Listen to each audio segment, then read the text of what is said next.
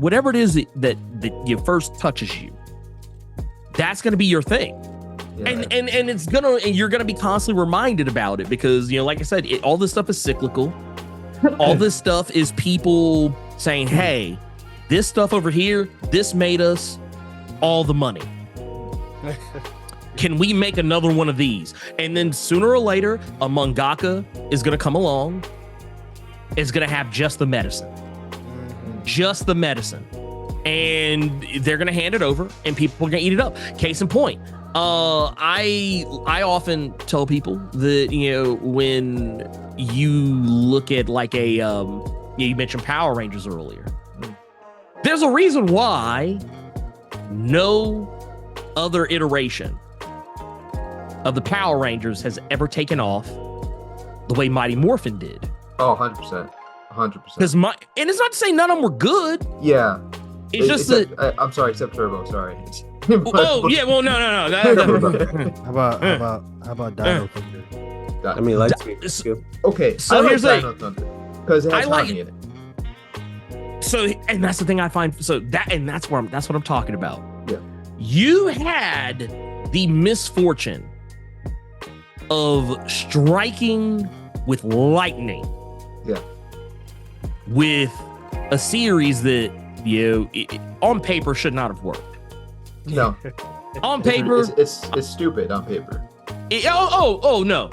Yeah. It's dumb. It's flat out dumb. I can say that.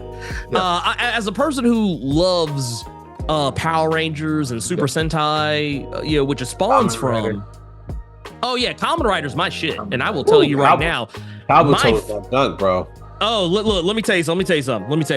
Right here, right now, off rip. I'm gonna say it right now, and I want everyone to take what I say, hear it, and know that it is truth. My favorite season of Kamen Rider till this very day has the dumbest, the absolute dumbest premise of all of them, and it's Kamen Rider Gaim. Kamen Rider Gaim, for those who do not know, is the season of Kamen Rider that is fruit themed. Where everybody is oranges and lemons and grapes and shit.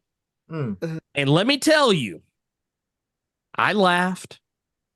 Oh yes, I laughed when I first. I was like, "Oh, it turned to an orange." Okay, whatever.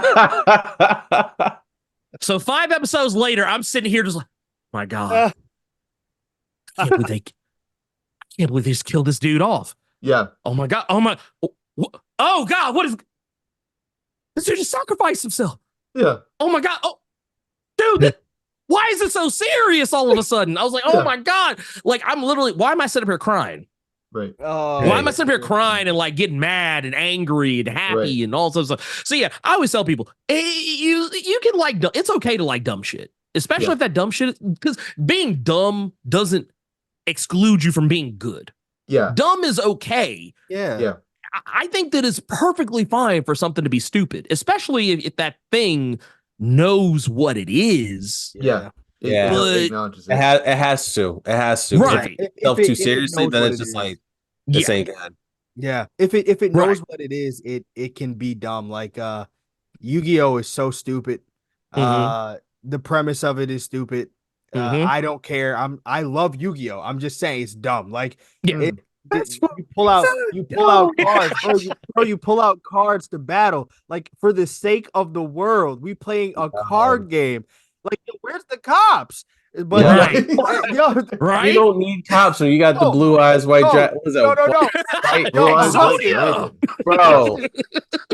It's even worse. It's Beyblade, bro. What's even worse? Now you gotta stop, bro. All right, Sean. Here it is. Me and Sean go at it. Check this out, because I gotta shut him down. Listen, yo, me and my boy Jonesy boy, we was in the Kingdom Hall trading bit beasts. I don't want to hear that. Yo, I used to rip my junk so that it could land perfectly on top of the other dude's Beyblade. Yo, we were tearing up their arenas. The little plastic arenas shredded. Yo, Austin, but you got to think about this, right? Bro. The anime of Beyblade, they had these kids benching 315, So we could do that. Hundreds and hundreds of pounds to rip that freaking Bro. But see, they were also ripping them to like cut wood. I remember there was an episode they were in the forest and they had to chop chop the tree. Listen, that's like the Rasengan, using the Rasengan to stir a bowl of noodles or something. Yeah, that's like a Dragoon never let me down. Yo. You know, like okay, how about Kid Dragoon? Kid Dragoon. Bakugan was, come on, bro. Put some respect on that junk, bro. Here we go. Here we go. Bakugan. There it is. Here it is. Masters. Bro, I used to go crazy with this junk, man. No, I still have my full deck, man. I still have my full deck. Oh, damn. Cards, bro. A Beastmaster cards? No, I still got my Yu-Gi-Oh cards, man. They're in a box up there. Like I put them up, and every now and again, I bought Ashley years ago. My wife, I bought her her own like starter deck, and I kind of built it a little bit. And I was like, "Yo, I'll teach you how to duel real quick." Yo, man, she ain't never dueled me, so I'm just sitting over here like, he gotta be kidding, bro. And you're the head of the household. What's up? Between like, I'm going to. Between Bakugan and like Battle Beatemon, I was throwing these little orb dudes. And I was throwing these sharks everywhere. Everyone was getting hit with them, bro. Didn't even know what I was doing. Oh, so do y'all want me to jack y'all's head up real quick? Oh boy, this is a thing I love to share because I always love to break hearts. Oh, so we're gonna talk Marvel in a second. I'm gonna shift it to you and Austin talk about some MCU. I gotta talk about his street level. I gotta get your view on the street level, guys. But keep going. No, I was just gonna say before we shift it. So I always love, like, there's one of my favorite memes on earth ever. It's actually one of the funniest things I've ever seen.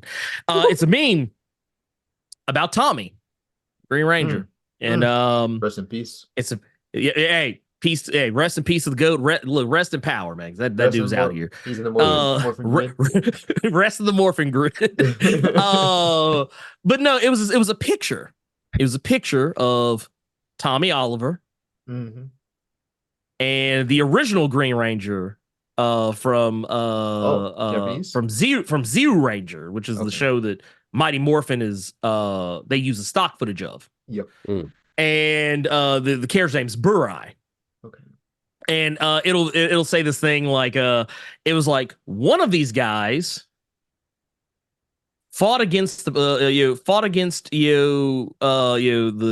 heroes of the show, soloed them, and moved on to help pretty much be the Deus Ex Machina to take down all threats that ever faced his allies, and was an allegory for kids to recognize that sometimes vengeance is not worth it. And the other guy's Tommy. But it's funny to me because I say it kind of perfectly encapsulates that. But no, I always tell people, like, the reason why I feel like Tommy always caught on for people. I mean, outside the fact that he was really cold, but like they kept having to take him away. Yeah, and when you find out the reasonings behind why. It's like I always tell people, well, they had to take him off when he was Green Ranger. They had to take him off because he was Green Ranger, because in the original show, the Green Ranger dies. Like that whole candle thing that they did for Tommy, when it melted. That's what killed the Green Ranger in the original show. Yeah. When the candle goes out, he goes out. Yeah. Right. And so when instead of killing him off in the Power Ranger show, they were like, oh, he loses his powers. Yeah. So when they brought him back as the White Ranger and came very dangerously close to saying the White Power Ranger. White Power. Okay. The reason why they couldn't keep him as the White Power Ranger Triple K Ranger right? Look, the Miracle Ranger. Merc. No, he was the reason why they couldn't do it is because the show that they were using to bring the White Ranger over was a show that didn't line up with the show that they were using for Mighty Morphin. Because I think, what was it, the original Power Ranger show, it was called, it was Kyoryu Sentai Z Ranger. So the show that Tommy's White Ranger came from was Gosei Sentai Dai Ranger. Two completely different shows, two completely different seasons, don't have shit to do with one another.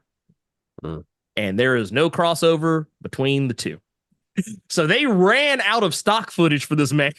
Yeah, that's right. Because they couldn't keep putting him up. Like, that's why, like, Tommy had the most reused scenes of any Ranger at the time, because they literally only had a handful to use. Yeah. And the funny thing about that was, and kind of the reasoning behind why they kept trying to pair Tommy and Kimberly together, was because the little bit of footage they did have of that was because the White Ranger used to perv on the Pink Ranger from Die Rangers. That's why they kind of tried to push that in that direction. But it's funny because that version of Tommy, or that not version of Tom, but that version of the White Ranger is a kid. That's why, like, you go back and watch like old White Ranger stuff. And if you ever notice, whenever he beats somebody, he acts like uncharacteristically happy. Like he's always jumping in the air and woohooing and like acting like super like almost just very unlike the Green Ranger. Right. Yeah. The reason why is because like the White Ranger and Die Ranger was like 10. He's like 9 or 10 years old. Can I ask this? I'm not the biggest. I don't know the a lot of Power Ranger lore. You know, like I watched it and then I watched like Dino Thunder, Ninja Storm, some other ones. But so in Mighty Morphin, they used, when they transformed, they used all that stock image from the show from Japan. Correct. So that wasn't them. They basically just like used the American actors. They shot the American stuff around, as far as a plot and the teenagers, you know, Jason, Preeny, etc. They used all of that from the stock footage they already had. They built So here's how you could tell. Here's how you could tell if it was something new that they shot versus something old. You could always look at the Green Ranger and look at the quality of his dragon shield. Yes, I was gonna. It wasn't almost like a filmy or his was like it was like a hard foam. Yeah, in the original version. Yeah, but like it was this weird, like flimsy, almost like cloth looking stuff when it was the American version. So like if you ever saw the Green Ranger and his stuff just looked real crisp, right? You're like, oh, dude, okay, that's a jet. Also, you could tell because the film got darker. Yeah, because like Kyoryu Sentai Zero Ranger came out in 92, 92, 93 in Japan. So this stuff, it kind of lined up. But the footage that they shot, because camera quality and stuff like that was different between here and there, you could always tell because the footage would always be just a little bit darker than our footage.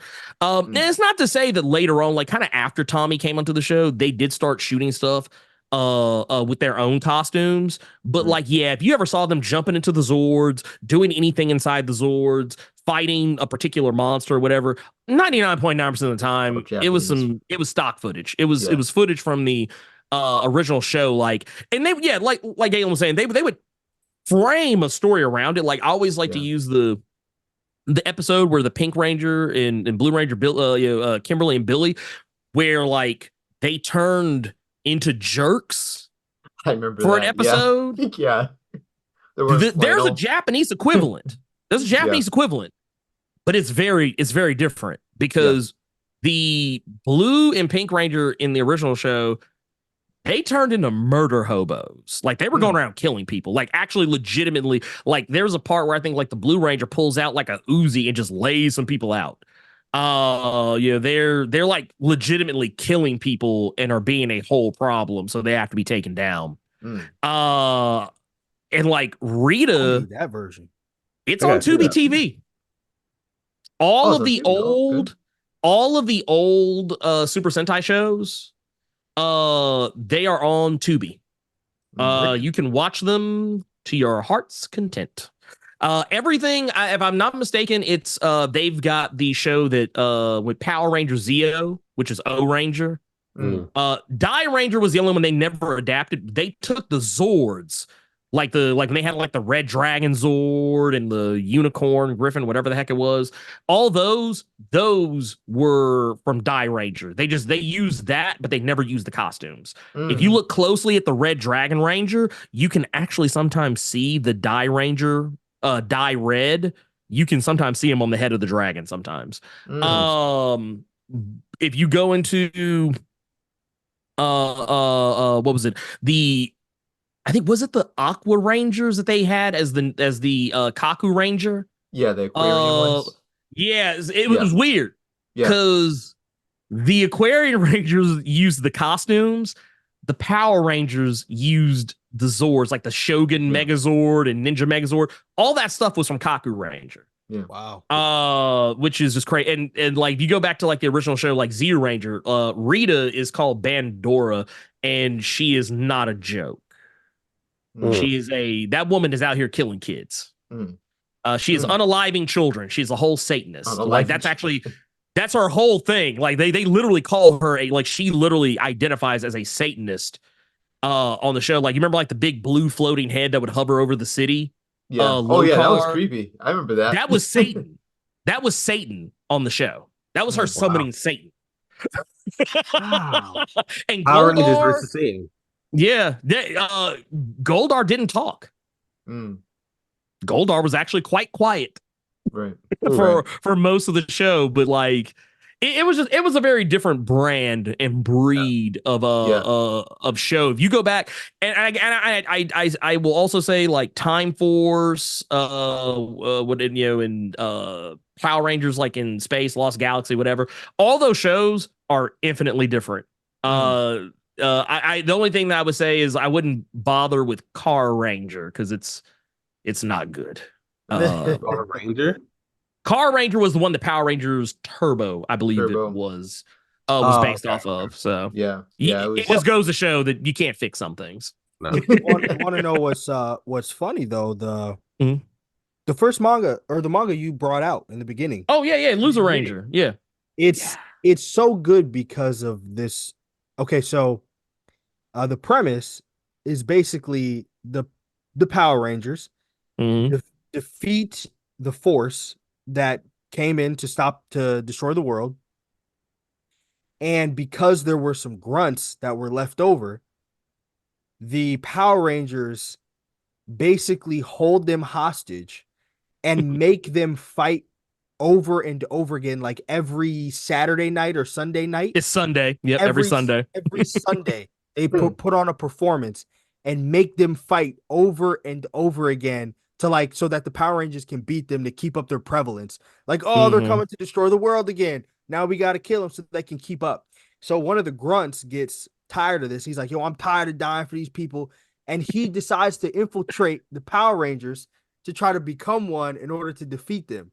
So one of the grunts that are the bad guys decides like, hey, listen, this got to stop because the Power Rangers are wilding out. Like they're literal jerks. Like they roll up on them and they're just like, no, you're still going to fight. Like you try to take the Earth. Well, I'm sorry, but you're not going home. Like it's a wrap. Like you can't go home.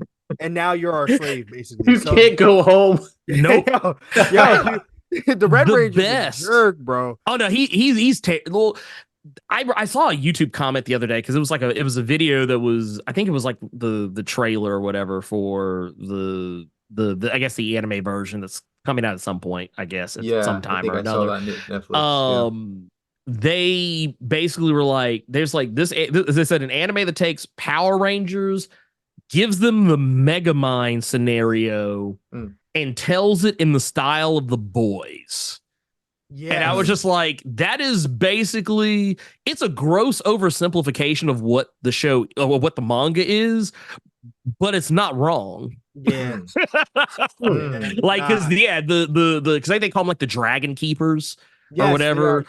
But they still call them Rangers though, because that is just a thing. Every show in all of these shows, even though they're called Super Sentai, they always have Ranger at the end of it. Like it's always like whether it's Z Ranger, or I think Gokaiger was like the one that kind of is almost, but it's always like There's a jur somewhere at the end of it. But yeah, it's so funny that they have that because there's been so many iterations of like the Power Rangers becoming animes, but they're not actually Power Rangers. So there's another one, but this one's like, it's one about love. Like the Red Ranger falls in love with the girl who's the villainess, and they both like are dating, but they're secretly dating. And then they go back to fighting each other, like when they transform, and they're like, "Oh, they're coming to take over the world." So then the Red Ranger will go in, and him and his girlfriend will act like they're fighting, but they don't actually fight each other. And then they leave and they go on another date. So it's or there's one called The Villain's Day Off, where he's basically, it's on the premise of being the villain, and he's the big bad guy, and he comes down to take over the world. But when he comes down, he's like, "Oh, well, I get a day off." So he's on Earth, like looking at pandas and eating food, and the Red Ranger and all the Rangers trying to fight. And he's like, "Bro, it's my day off. Like, I'm not fighting you. I appreciate my days off. I don't care what you got to do or say. I'm looking at these pandas and I'm gonna keep looking at them. So we can fight tomorrow, but I'm not fighting you today." So it's it's like the premise of it is so dumb, but it's so good. Like it's awesome. Good. It has to know, like you said, it has to know what it is. Knows you have to. Dumb, then it's gonna be good. Like it can't think that it's anything other than being dumb. If you play look, if you play it straight, if you try to play it straight, you are ultimately going to alienate the audience you probably could have got, because you have to recognize, like, to quote a young up and coming comedian, everything sounds stupid when you explain it. Yeah. Everything sounds stupid. Everything you love sounds stupid if you try and explain it to somebody. And it's funny to me that like, a lot of things is that there's sometimes I'll talk about stuff, people are like, "Oh man, you must hate that show. Or you must hate that thing because you like talking so much shit." And it's like, no, I love it. But I could talk shit about it. Right. That's how that's us in MCU right now. Like, there you go. I think I wanted Austin to lead the charge on the shift to the MCU, because as a film and entertainment guy, I mean, maybe towards the end of talk what's currently in comics, but Austin, I mean, we at least some point in the episode we always go in at some point. Good. Madam Web just came out. Everything breaks my heart these days, bro. So everything's breaking my heart. You got Madam Web, you got Aqua. What are we talking? Are we talking? Well, DC. Okay, first of all, I trust the gun. I don't know. I trust James Gunn. Although I have to fight Sean off with a stick, but that's usual. I trust the gun. With building the DCU, but also it is the DCU, so. I just hope it's not going to be a freaking mess like last time. I mean, it ended off with Aquaman 2, which was garbage. Started off really strong with Man of Steel, but that was probably the only. Well, okay, Wonder Woman was up there. That was probably the first Wonder Woman. Yeah. 84 doesn't count as anything. As nothing. I don't even know what you're talking about. Yeah, I don't know. Yes. Never heard of it. So. and what a waste of Pedro Pascal. And speaking of Pedro Pascal, we're seeing the transition. He's moving his way over to MCU with Fantastic Four. And as much as I want to get my hopes up, we talked about this in the last episode. As much as I want to get my hopes up with Fantastic Four and with X-Men and the MCU, it's gonna get nerfed big time. It's gonna get nerfed, and it just won't be as good as we want. I was seeing news yesterday and today, them changing the King Dynasty already. Like they're really trying to rename that. You bring Dr. Doom in this. Dr. Doom's going to be it's going to be a woman, Doctress Doom, and she's not going to have any of her original powers, and not even going to look the same. The last name will just be like Doomay, and then that's. It's gonna hurt me. But yeah, I mean, you mentioned Yeah. street level, and that seems to be like the MCU's main vibe at this point. I mean, obviously, like movie wise, we're talking Deadpool. They got Deadpool dropping soon, but it seems like their street level TV streaming service characters are what's keeping them alive. And you had Echo, you had Kingpin and stuff. So what do you think about Marvel's approach right now with their streaming shows? If you've viewed them, if you hate them, preach, because we're all kind of there. We're all kind of tired. Yeah. I mean, And you won't get canceled because we haven't yet. So this is good. Yeah. Well, Some people... you know, it depends on the thing. It depends on the thing. I think I've been pretty vocal about how I felt about Echo. I loved Echo up until like the last 30 minutes.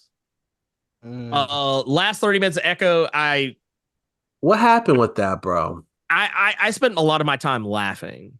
I mean, yeah, here's the thing. I get it. I totally get where they're coming from on some aspects of it. Like, yeah, because they changed Echo's powers or ability. You know, she didn't really have she doesn't have powers in the most traditional sense, but like she, you know, because in the comics, her whole thing is if she watches somebody do something, then she can do it too. Yeah, she's got like that Taskmaster thing, the real Taskmaster, right? Real, yeah. Taskmaster. And I think that's kind of why they got away from that, is because like they're trying not to have too many people who can do literally the exact same damn thing. But at the same time, I would have been okay if that was Echo's thing, right? Yeah. Like, you just let that be a thing. But then they kind of switch it like, okay, well, no, she can call upon the knowledge of her ancestors. I'm like, well, you know what? We're kind of leaning more into her indigenous roots. I mean, it sounds kind of hokey on paper, but I was like, you know what? We're getting a whole show with tons of love for our indigenous brothers and sisters. I was like, you know what? I'll let it ride. Yeah. But then you get to the end, and she's given everybody the DLC buff, and I was like, "All right, look." Yeah. I was like, "All right, hold on." It wasn't that. Yeah, it really wasn't. It wasn't a horrible. Definitely wasn't a horrible show. No, not at all. I think our issue too, what we were talking about, is that Kingpin is, if he hasn't already, which I feel like he has, he's lost his luster. Because when we first saw Kingpin and you know, when Daredevil first dropped on Netflix and we had Kingpin, that was Kingpin. Yeah. In all the seasons, you know, even when he's fighting freaking Bullseye and Daredevil, you know, that was dope. But now it's like dance. Facts. And now it's like they're putting Kingpin in like multiple different shows. They put him in Hawkeye, they put him in Echo, he was in Daredevil. And he's getting whooped up so much, like he's losing in all of these shows, that it's just like Kingpin doesn't have that same gravity.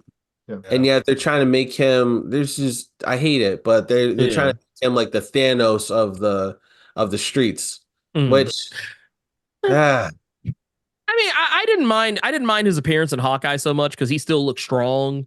It took a lot to take him down. Echo was weird because it was like, man, she just laid hands on this dude and I don't mean like hit him. She just literally put glowing hands on him and just like, woo. Healed him, took away a hammer. Now he's going to run for mayor. Like, what?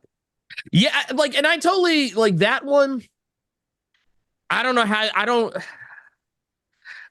you square that circle. I mean, I know how I would do it, but like when they show that he's like they're basically doing Mayor Fisk. They're doing the Mayor Fisk arc from the Charles Soule run. And I was like, okay, cool. I actually like that part of Daredevil. I was like, dude, yeah, that's actually, you know, one of my favorite stories. Yeah, Kingpin coming up through the ranks, becomes mayor, and turns out he's actually not a half bad mayor, but he's still a bad person. I was like, okay, cool. I like this. There's stuff that Kingpin has done as mayor, because he is no longer mayor anymore. Now, Luke Cage is mayor in the comics now. But like, there is stuff that he has put into place that is so ironclad in his time as mayor that it's still affecting the superhero community right now. Like, there's stuff that even Luke Cage as mayor can't get rid of as mayor. Like the whole idea that superheroes are are outlawed in the city of New York. Like they are literally the Devil's Reign story arc.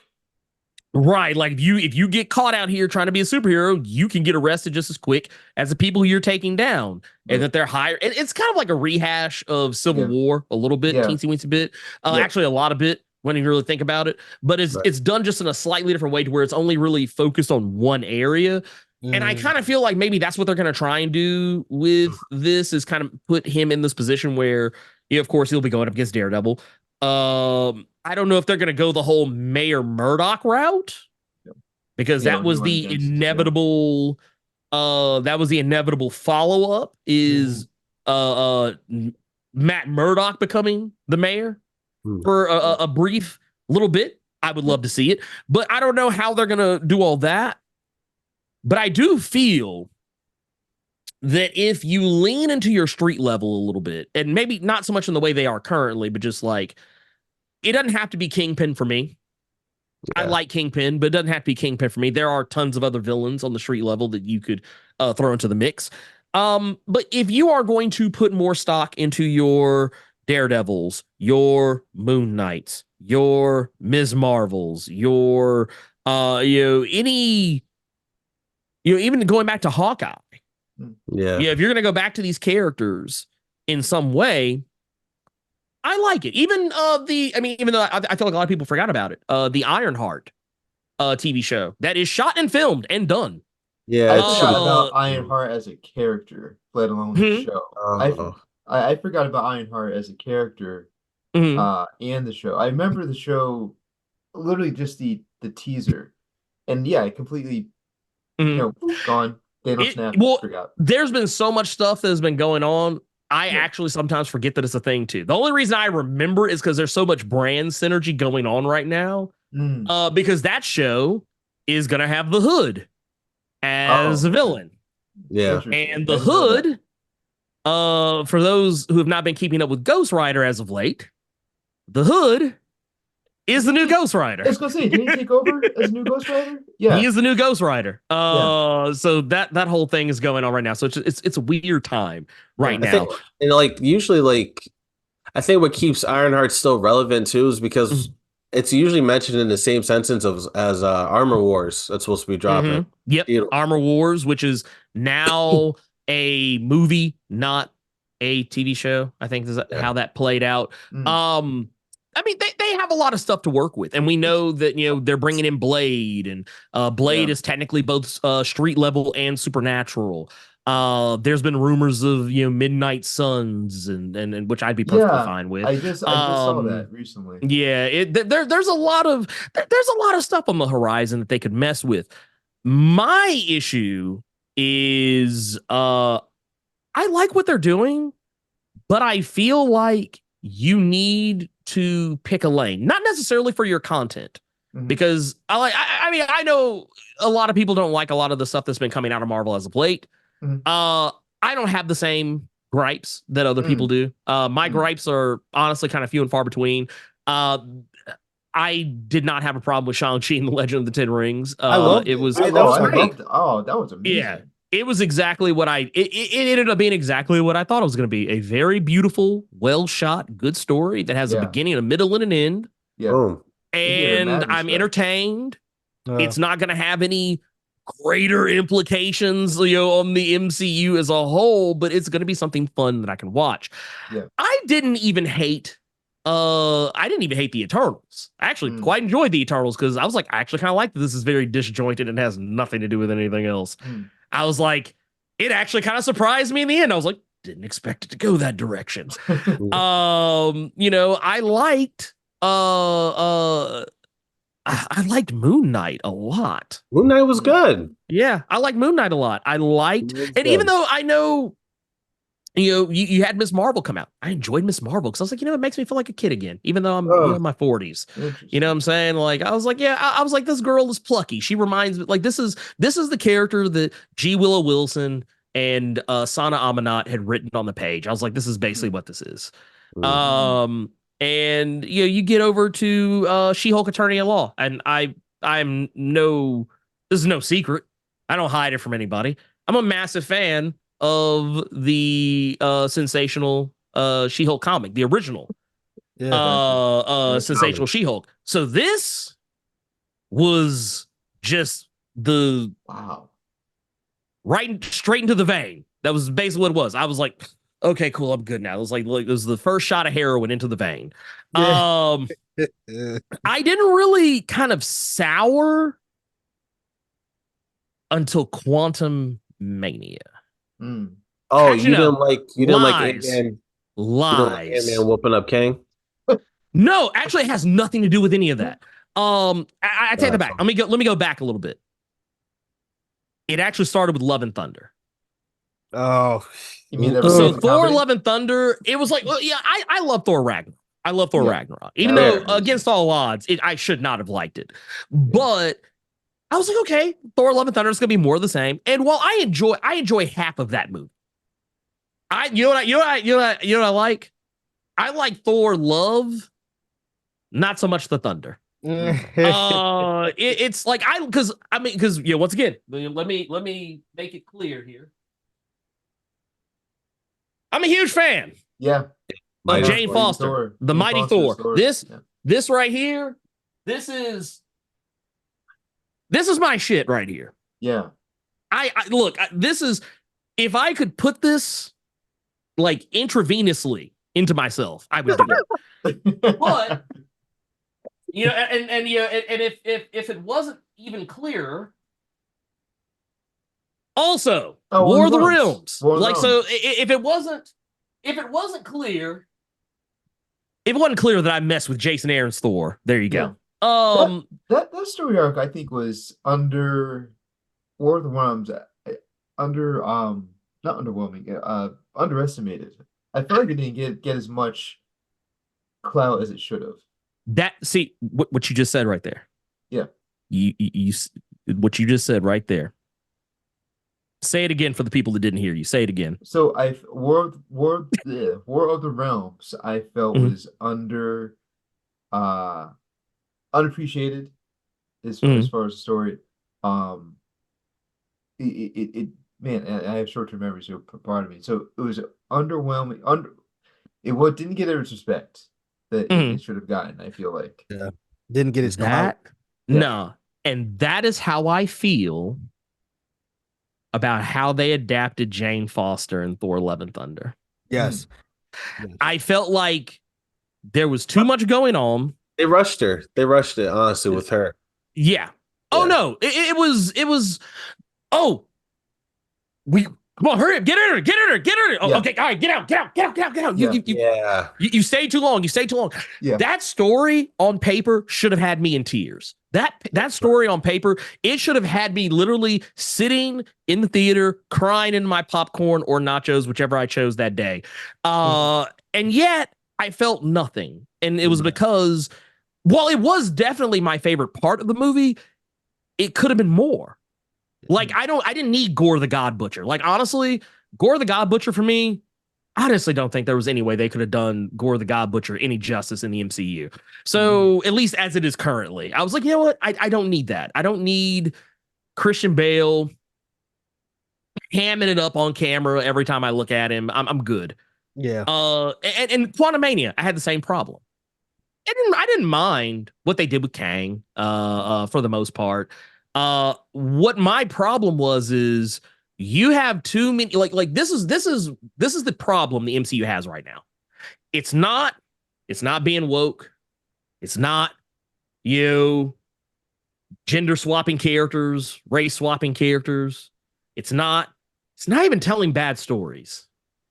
Their problem is they spend too much time doing too much. Yeah. Quantum Mania has too many characters in it. All that stuff with the resistance fighters and wasting time. I was like, dude, I don't need that. I came here for Kang. I didn't. I love Cheaty as much as the next guy. I love him to death. He's cool. He's a very pleasant brother, I imagine.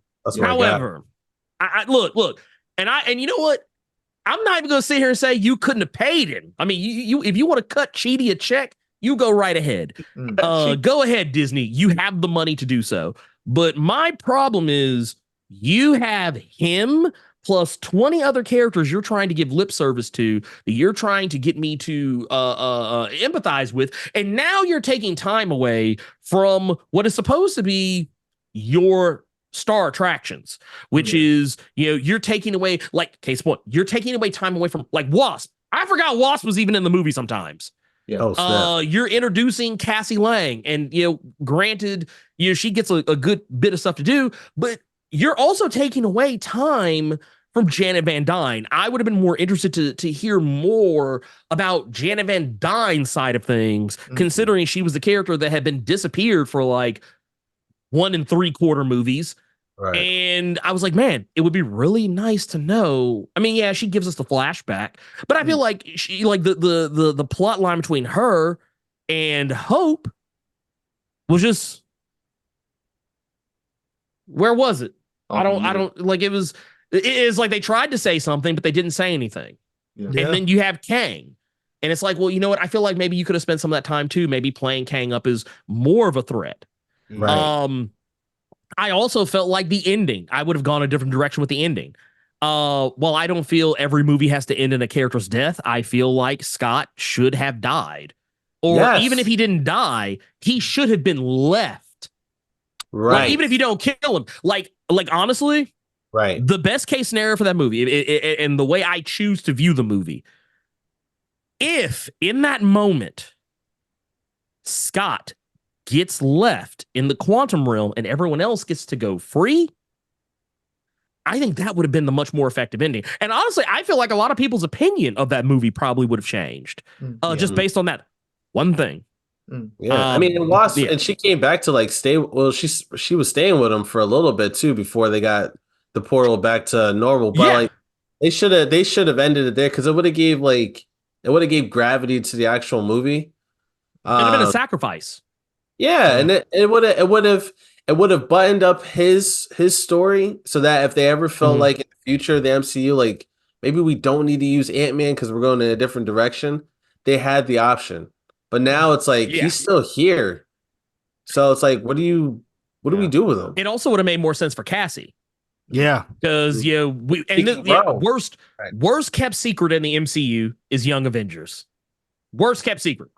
It's even worse than when Pedro Pascal was rumored to be Mr. Fantastic. It is a worse kept secret than that.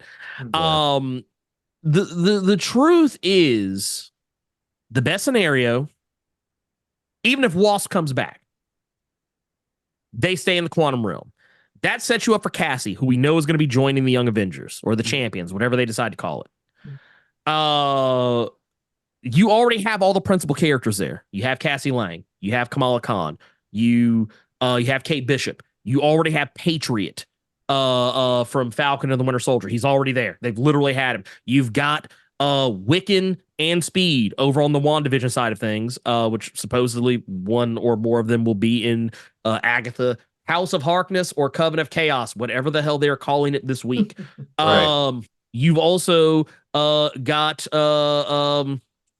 America Chavez. You got America Chavez there. Boom. You literally have almost all of your principal champions and or Young Avengers. Yeah. Right. At least as far as like the characters that would matter. Like you might be missing like a Hulkling and or an Amadeus Cho, or maybe you might want to have like a Kid Nova, because that's been a worse kept secret as well. The Sam Alexander might be the Nova they decide to go with if they introduce Nova. Yeah.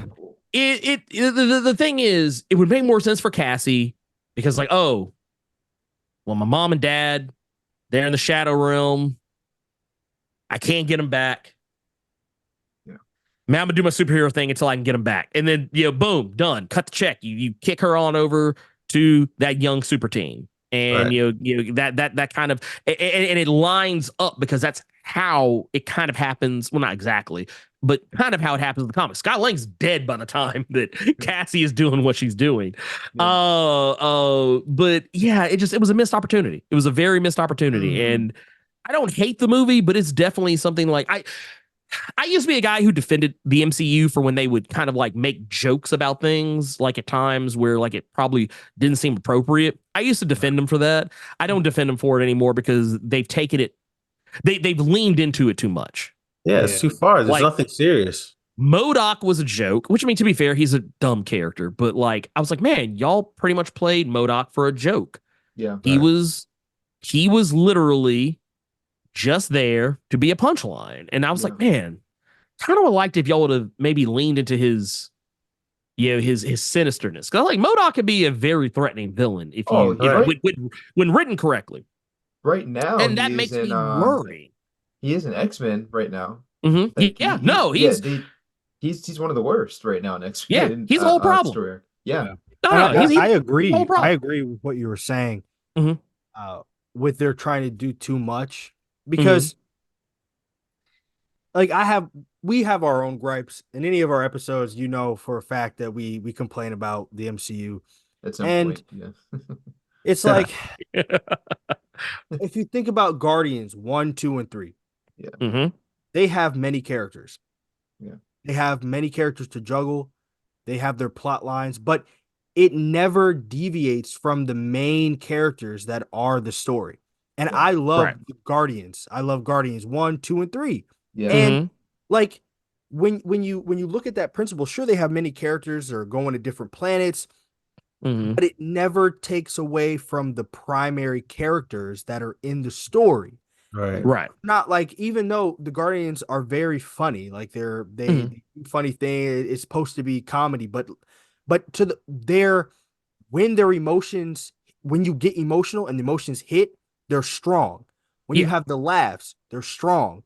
Any feeling you get is strong. It's not like oh, that was stupid, or oh, like why did they do that this way? Like the whole third movie with Rocket's backstory and everything else, that was strong. And when they showed that, it made sense. It wasn't like that was the time to joke. Like they used the times to joke, but when it was supposed to hit, it hit. And I feel like that's the gun.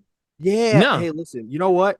At this point, we may actually get Trust the Gun at this point, but I mean, I'll be honest with you. The only thing that I can think of off the top of my head that I did not like about Guardians 3 was the usage of Adam Warlock. That was my only. Yes. See, that's my only criticism. He was nerfed in that too. I was like, he didn't even have to be there. No. Yeah, like I honestly didn't think he. The reality is he was only there because this was James Gunn's last movie, and he had to pay it off. Yeah, he had to pay off the tease from Guardians 2, and because of the amount of time in between, it was like, he's kind of got to be the one to do it. And it was like, well, he's going to do it, but he's also going to do it in his own way, so it's going to be silly. And I get it. Like sometimes that works. Like the Guardians worked because they were taken seriously, but at the same time, it was recognized that they are silly characters. And there's some instances where I do feel like characters like Drax are kind of mishandled just a little bit because I feel like my favorite adaptation of Drax does not come from the movies. It comes from the recent video game. I'm such a good game too, man. It's an underrated game. Oh yeah, but like I get that vibe because he wasn't like blatantly like comedic. He was just kind of just like he was just funny by proxy. Yeah, right. Like and that's how it should have been. Yeah, right. He exactly. Stupid. He wasn't stupid. Like, well, why are you saying, like, what's up? Like, nothing's up. You know what I mean? Like, he's like, nothing's up there. And you're like, okay, that's it. But that's why it's funny. It's not like he's like, oh, ha, ha, that's why you fell. Ha. You know what I mean? Yeah. That's the thing I did not like about his character. And I thought that, like, in the game, I was like, oh, they did it so much better. I wish this, like, if you could take that Drax. And honestly, I would even, no shame. Guardians 1 had him right like that. Guardians 1 had him right. It was 2 and 3 where it went smooth off the rails. And I was like, I wish the Gamora that we got was closer to the Gamora we got in the game. Because I was like, dude, that version of Gamora is more. I was like, because Gamora is kind of a Conan the Barbarian style character. She's not like silly or goofy or she doesn't even really joke. Like she's probably short of Drax, the most serious character, like in the entire group. And I was like, dude, I would really have liked if they would have let Zoe Saldana play it just a little bit more straight. You know, a little bit more straightforward. Not as, I mean, it's okay for her to be in on a joke, but I don't think she should ever be like the joke. Yeah, no, she should never be the joke. And but once again, even with all that said, even with those criticisms, I still love Guardians 1, 2, and 3. Yeah. Oh yeah. I still love a lot of the other stuff before where like there was a time when Marvel knew how to do humor, but it still made like, hey, I always use Captain America the Winter Soldier as an example. There's multiple instances where Captain America makes a joke, or Falcon makes a joke about Cap because he's the butt of the joke because he's the man out of time, and it works. The banter between Black Widow and Falcon in regards to Captain America himself, and even just the banter between the three of them, it all makes sense in in the context of the movie that they're in. But then we got to the point where like I not gonna lie, I kind of partially blame the audience as well because we empowered this by memifying all of these things, and Marvel, rightfully so, capitalized. They saw it and they were like, they went with it. Yeah, they like this. Hey, get this down. They like this. Yeah. They like this. The memes. They went with it.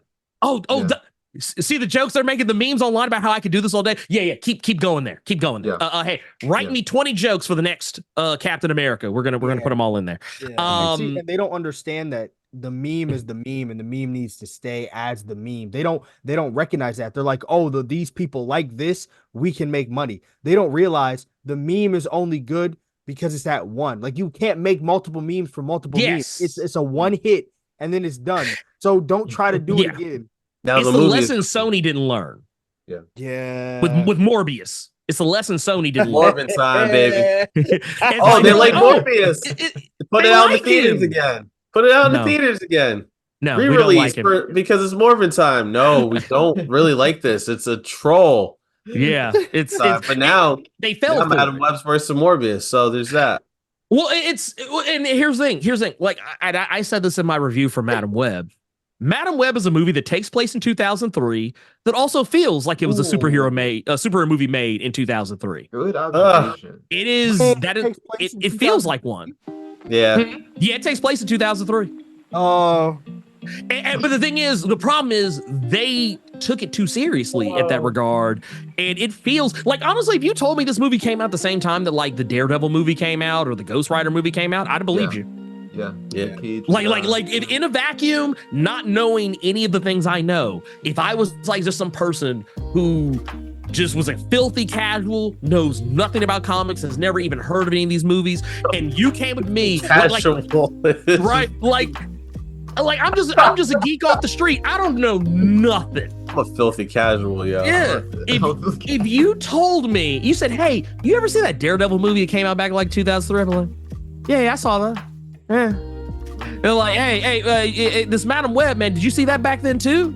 Oh, damn, that Madam Web movie is that old? Damn, I wouldn't have known. Yeah, facts. I guess it all makes sense now why it's so trash. But it's you can't right now. Here's the thing. I don't want to be one of those people because they exist out there. I'm not going to be the person out there who's going to be like MCU bad all the time. I mean, because all of this for me, it comes from a place of love because I don't ever want anything to be bad. Even like when the Jason Momoa and the Lost Kingdom came out, I knew it was going to be bad, but I didn't want it to be bad. Like I was actually going into it hoping that I would be legitimately entertained. Yeah. And as much as I hate Ezra Miller as a human being, yeah, I still went to the Flash like being like, you know what? I hope the worst thing I can say about this movie is that it's good. Yeah. We had I hope that the worst thing I can say about this movie is that it's legitimately good. And then I walked out. Yeah, and the thing is, like, because I remember a lot of people, because they knew how much I hated Ezra Miller. They're like, oh, you're not going to go, you're going to go to that movie, but you're not going to want to give Ezra their flowers if the movie's good. And I said, no, if the movie's legitimately good, I'm gonna give Ezra all the flowers, but still at the same time call them a piece of shit for being a piece of shit. But here's the thing with that: when I went to go see the movie, I finished the movie, walked out of it, and the thing that was on my mind the whole time was, I was like, you know what? Ezra was actually really good in this. He's still not a good Flash. Still not a good Flash. But at no point did I feel like they weren't trying. Yeah. And I wish I could say that about the rest of the film. You know, Black Adam. I went in. I wanted to love Black Adam. I came out only just mildly liking it. Like just and not even for The Rock. I was there for Dr. Fate.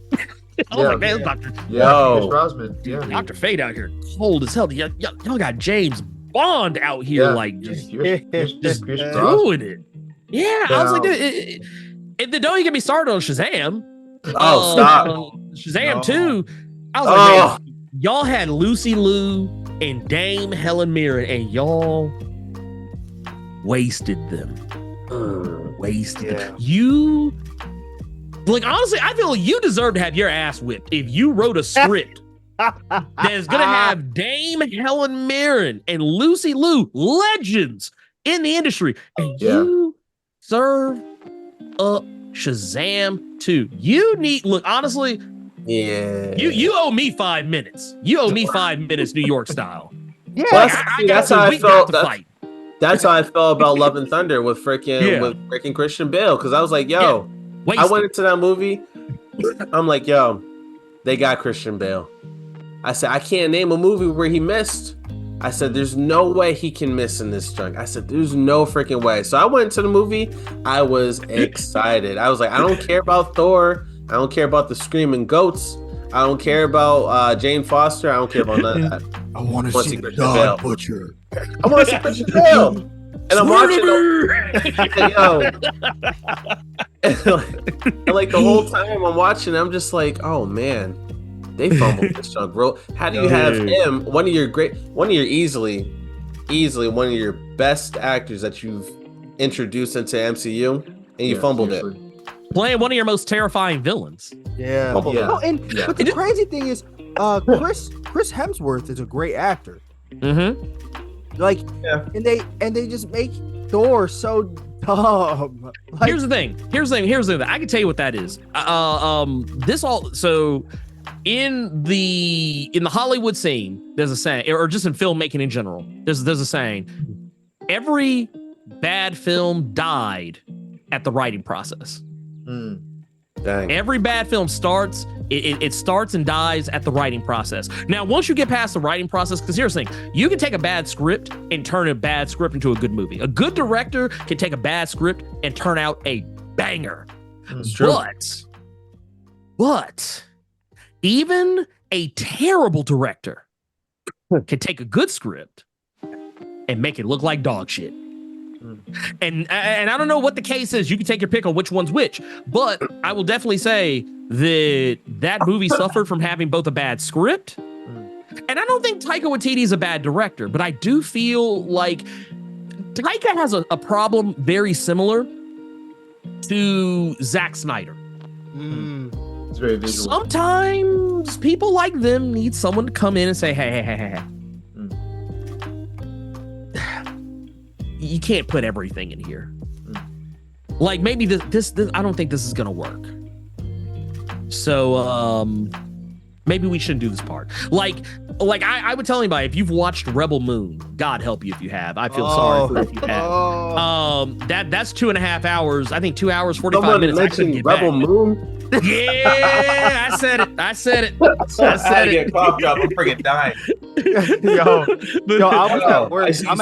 You summoned me when you said Rebel Moon. Yo, I'm at work, right? I work from home, so most of the time I'm not sorry, I don't know what happened. Most of the time I'm not like crazy busy where I can take a quick break and I can just like look and do whatever. So I'm on Instagram and I seen Austin. Austin, did you post something Like I feel like you post something on like the little note section saying like, yo, this mess is trash. I was like, I was just about to log on. I was just about to check it out. And Rebel Moon is poop. Yo, I was like, there's bro. no way. I said, there's no way it's that bad. There's no way. It's bad. The first 5 minutes is 18 slow-mo shots and like just dumb scenes that they had me though. When she was fighting, when she took on all those dudes in the barn, I was here for it. She was on her knee and then she pushed up on the sword. Like that was cool. Yeah. That was cool. Like legitimately, that was dope. That part was cool. No, yeah, and then after that, not when she's picking up grains and it's just like. Okay, I'm gonna tell you something. Okay, so after that fight in the barn, I thought that was the end of the movie, and then it just kept going. I was like 20 minutes in. It felt like an hour and a half because of all the slow-mos. I'm telling you, I was like, it was like 18 different shots. And it just got so convoluted. You had the dude, you had to have the half-naked dude ride the griffin. Yeah, I didn't. Yeah, the spider. Then my favorite one is the commander that was homeless, and then she comes up to him. She's like, "Yo, you were a commander," and he's like, "Yo, you're right." And then he just joins the team. Like it's like, what just happened, yo? No, convincing. But Austin, the crazy thing is, he wasn't like just full on homeless. Like he was a fighter in their gladiator like arena thing. Yeah. But the crazy thing is, bro, if you're a gladiator and you're fighting, that means you're owned. So you're telling me that he just got up and left? Like he didn't have no bets placed on him. He didn't have nothing else to do. He didn't have no owner. Yeah, but that's what I'm trying to say. So you got he's a whole slave. You got the black man as a gladiator slave, and he just gets up and leaves. You racist bigots. You know what I'm saying? But then you think about what was the Chinese chick, the one that was fighting the spider. What was her motivation? But why do we need to know that? Like they did this. He introduced all these characters to make us realize like how cool they were or what they're like, why were they strong? But he did it in the most terrible way I've ever seen. Like he just had like character arc in a random scene to showcase what they are. Like the dude riding the griffin. Who cares that he rode that scene griffin? Was like 20 minutes, I feel like. That whole scene was 20 minutes. Bro. And it didn't look, let me be real with you. Let me be real. Look, so I said, I will concede and give Snyder stands the barn scene as being like a good part of the movie. Here's the Rebel Moon was literally every sci-fi fantasy trope ever in the history of ever boiled down into one script, thrown into a blender, hit puree. The thing is, we know that we know this was originally supposed to be Star Wars. It's not a secret. It's not like this some hidden meaning. I found the hidden thread or whatever. No, I didn't need to. Yeah. But the thing is, you put not lightsabers in the movie, and then you made them look kind of slick trash. Because I was like, first off, this was like Star Wars, and you got somebody fighting with a lightsaber, and lightsaber is taking more than 8 cuts to kill something. Then you have done lightsabers incredibly wrong. Because the whole time I was like, man, I really want to like these swords look cool, but I said they are not practical, like at all. I was like, I feel like if this was a lightsaber, this fight would have lasted like 30 seconds. 30 seconds. Also, you wasted Jenna Malone. I'm sorry. You wasted Jenna Malone being the Spider Woman. I was like, this is terrible. Like why are we doing like, not to mention, I was like, man, look, you also wasted Jax Teller. Because I was like, look, I knew that dude was trash from the moment he showed up on the scene. I was like, I already know where this is going. I was like, Zack Snyder tipped his hand. It was like I was playing Uno with my daughter. Like she just like I can see everything in her hand. I'm just like